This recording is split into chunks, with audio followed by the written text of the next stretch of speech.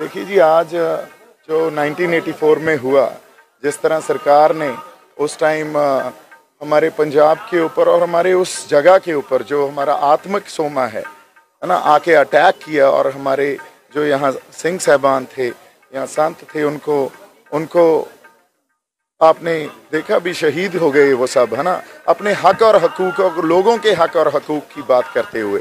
सो उसी के लिए नतमस्तक होने आए हैं, श्री गुरु रामदास पातशाह के दरबार में नतमस्तक होने आए हैं जी।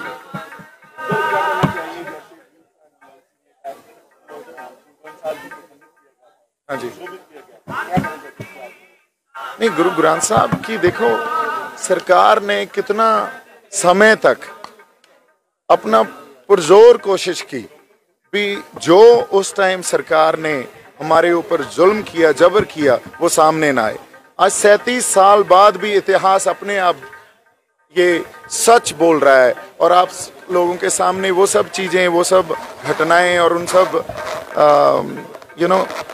जिस तरह इमारत हमारी दरबार साहब की 300 गोलियां लगी, श्री गुरु ग्रंथ साहब घायल हुए, एक वो गोली सुखमनी साहब की एक पन्ने पर जाके रुकी, और जो सब किया, जितनी शहीदियां हुई, जो बेदोषे और बेगुनाह हमारे बच्चों को, हमारी माताओं को और बहनों को, लोगों को मारा गया। So everything is coming forward now. This is what we need to understand. जो सच है, ट्रुथ है, वो कभी नहीं छुपता।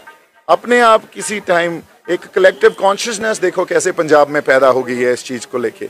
आज जाप्ते में रह के अब पीसफुली हम कैसे अपने आप को इस चीज से शिक्षा भी दे रहे हैं, हम प्रेरणा भी दे रहे हैं, हम अपने आप को सेध भी दे रहे हैं जो हमारे साथ उस टाइम हुआ, ताकि अब पंजाब को क्या सीखना है, क्या डायरेक्शन होनी चाहिए हमारी, कैसे हमें एके में रह के काम करना चाहिए। ये सब इसी घटना के बाद, उसी वर्तारे के बाद, या 1984 में जो कुछ हमारी कौम के ऊपर हुआ, उसी के बाद हम सीख के आगे बढ़ रहे हैं। हाँ जी,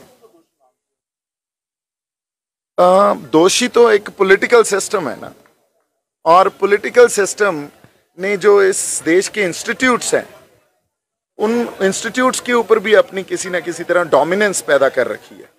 इंसाफ लेने जाते हैं तो वो पॉलिटिकल सिस्टम और सरकार कोई भी हो, उस टाइम कांग्रेस थी, आज बीजेपी है, वही काम कर रहे हैं, है ना। सो पॉलिटिकल सिस्टम ही ऐसा बना हुआ है भी आप अपने हक की आवाज लगाएं तो सही। एक साइड हमारे जो रक्षा मंत्री हैं, वो देखिए सिख बटालियन को आप उनको चूड़ते निशान रहे पंथ महाराज के, या राज करेगा खालसा, देख देख फतेह, पंथ की जीत, ये नारा वहां बुलंद करने के लिए बोलते हैं बॉर्डर्स पे। पर वही नारा जब हम अपने हक लेने के लिए, आज हमारा किसान आंदोलन चल रहा है, वहां बुलंद करते हैं, तो आपको एंटी नेशनल या किसी और ठप्पे लगा दिए जाते हैं, आपको वो टैग लगा दिए जाते हैं। सो ये पॉलिटिकल सिस्टम ही एक ऐसा बना हुआ है जो न्याय नहीं लेने देगा आपको। उनकी डोमिनेंस हर इंस्टीट्यूट के ऊपर दिखती है।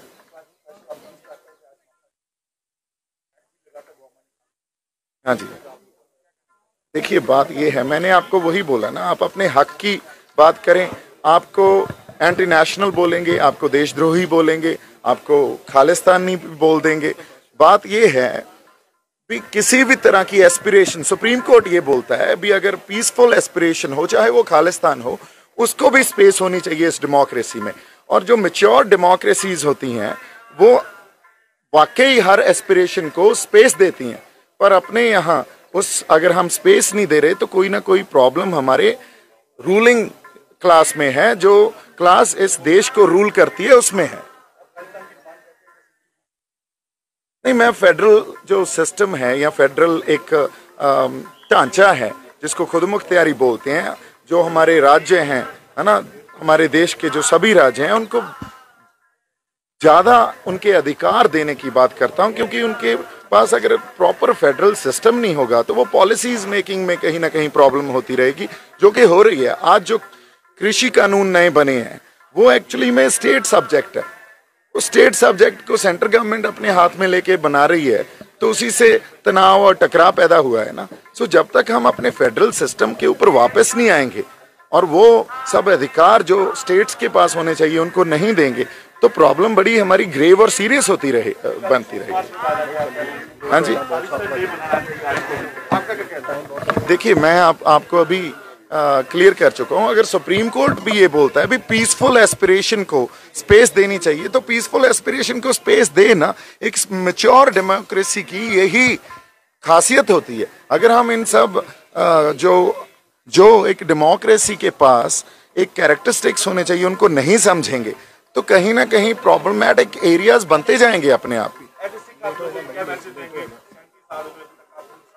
देखो एज अ सिख मैं मैसेज यही दूंगा, एक तो सिख कभी भी हिंसक नहीं हो सकता, सिख के मनों में उनके दिलों में कभी हिंसा नहीं हो सकती। तो हम एक तो पीसफुल रहें, जाब्ते में रहें और एक सांझीवालता, आपसी प्यार और सांझ का संदेश देते रहें, यही मैसेज है जी।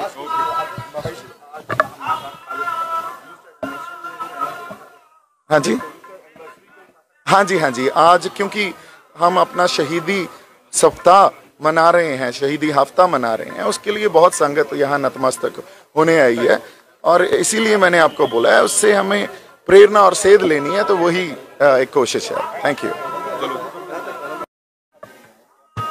देखिए जी, आज जो 1984 में हुआ, जिस तरह सरकार ने उस टाइम हमारे पंजाब के ऊपर और हमारे उस जगह के ऊपर जो हमारा आत्मिक सोमा है ना, आके अटैक किया और हमारे जो यहाँ सिंह साहबान थे, यहाँ संत थे, उनको आपने देखा भी शहीद हो गए वो सब, है ना, अपने हक और हकूक और लोगों के हक और हकूक की बात करते हुए।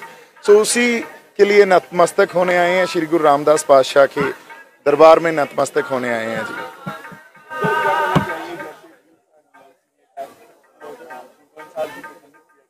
हाँ जी,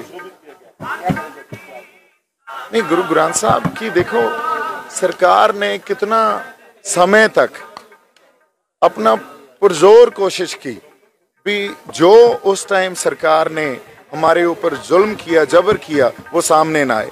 आज 37 साल बाद भी इतिहास अपने आप ये सच बोल रहा है और आप लोगों के सामने वो सब चीज़ें, वो सब घटनाएं और उन सब जिस तरह इमारत हमारी दरबार साहब की 300 गोलियां लगी, श्री गुरु ग्रंथ साहब घायल हुए, एक वो गोली सुखमनी साहब की एक पन्ने पर जाके रुकी और जो सब किया, जितनी शहीदियां हुई, जो बेदोषे और बेगुनाह हमारे बच्चों को, हमारी माताओं को और बहनों को, लोगों को मारा गया। So everything is coming forward now. This is what we need to understand. जो सच है, ट्रुथ है, वो कभी नहीं छुपता। अपने आप किसी टाइम एक कलेक्टिव कॉन्शियसनेस देखो कैसे पंजाब में पैदा हो गई है इस चीज को लेके। आज जाब्ते में रह के अब पीसफुली हम कैसे अपने आप को इस चीज से शिक्षा भी दे रहे हैं, हम प्रेरणा भी दे रहे हैं, हम अपने आप को सेध भी दे रहे हैं जो हमारे साथ उस टाइम हुआ, ताकि अब पंजाब को क्या सीखना है, क्या डायरेक्शन होनी चाहिए हमारी, कैसे हमें एके में रह के काम करना चाहिए। ये सब इसी घटना के बाद, उसी वर्तारे के बाद, या 1984 में जो कुछ हमारी कौम के ऊपर हुआ, उसी के बाद हम सीख के आगे बढ़ रहे हैं। हाँ जी, दोषी तो एक पॉलिटिकल सिस्टम है ना, और पॉलिटिकल सिस्टम ने जो इस देश के इंस्टीट्यूट्स हैं, उन इंस्टीट्यूट्स के ऊपर भी अपनी किसी ना किसी तरह डोमिनेंस पैदा कर रखी है। इंसाफ लेने जाते हैं तो वो पॉलिटिकल सिस्टम और सरकार कोई भी हो, उस टाइम कांग्रेस थी, आज बीजेपी है, वही काम कर रहे हैं, है ना। सो पॉलिटिकल सिस्टम ही ऐसा बना हुआ है भी आप अपने हक की आवाज लगाएं तो सही। एक साइड हमारे जो रक्षा मंत्री हैं, वो देखिए सिख बटालियन को आप उनको झूलते निशान रहे पंथ महाराज के, या राज करेगा खालसा, देख देख फतेह, पंथ की जीत, ये नारा वहां बुलंद करने के लिए बोलते हैं बॉर्डर्स पे। पर वही नारा जब हम अपने हक लेने के लिए, आज हमारा किसान आंदोलन चल रहा है, वहां बुलंद करते हैं तो आपको एंटी नेशनल या किसी और ठप्पे लगा दिए जाते हैं, आपको वो टैग लगा दिए जाते हैं। सो ये पॉलिटिकल सिस्टम ही एक ऐसा बना हुआ है जो न्याय नहीं लेने देगा आपको। उनकी डोमिनेंस हर इंस्टीट्यूट के ऊपर दिखती है।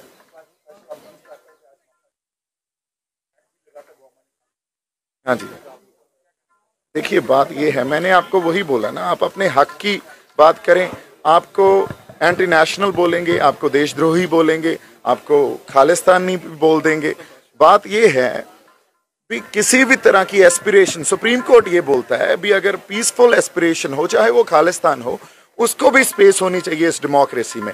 और जो मैच्योर डेमोक्रेसीज होती हैं वो वाकई हर एस्पिरेशन को स्पेस देती हैं, पर अपने यहाँ उस अगर हम स्पेस नहीं दे रहे तो कोई ना कोई प्रॉब्लम हमारे रूलिंग क्लास में है, जो क्लास इस देश को रूल करती है उसमें है।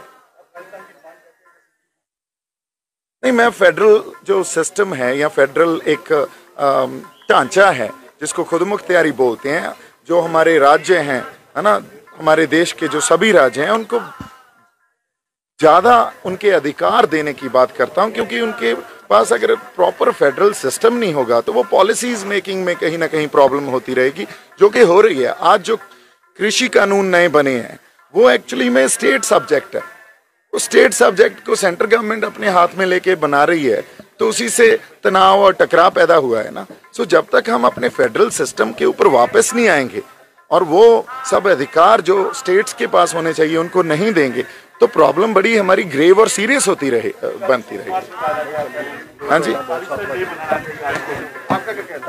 देखिए मैं आपको अभी क्लियर कर चुका हूं, अगर सुप्रीम कोर्ट भी ये बोलता है भी पीसफुल एस्पिरेशन को स्पेस देनी चाहिए, तो पीसफुल एस्पिरेशन को स्पेस दे ना। एक मैच्योर डेमोक्रेसी की यही खासियत होती है। अगर हम इन सब जो एक डेमोक्रेसी के पास एक कैरेक्टरिस्टिक्स होने चाहिए उनको नहीं समझेंगे, तो कहीं ना कहीं प्रॉब्लमैटिक एरियाज बनते जाएंगे अपने आप ही।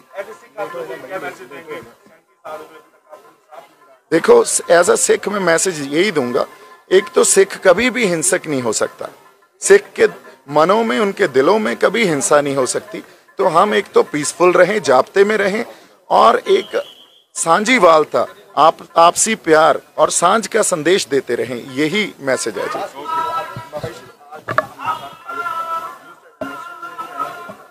हाँ जी, हाँ जी, हाँ जी, आज क्योंकि हम अपना शहीदी सप्ताह मना रहे हैं, शहीदी हफ्ता मना रहे हैं, उसके लिए बहुत संगत यहाँ नतमस्तक होने आई है, और इसीलिए मैंने आपको बोला है, उससे हमें प्रेरणा और सेध लेनी है, तो वही एक कोशिश है। Thank you.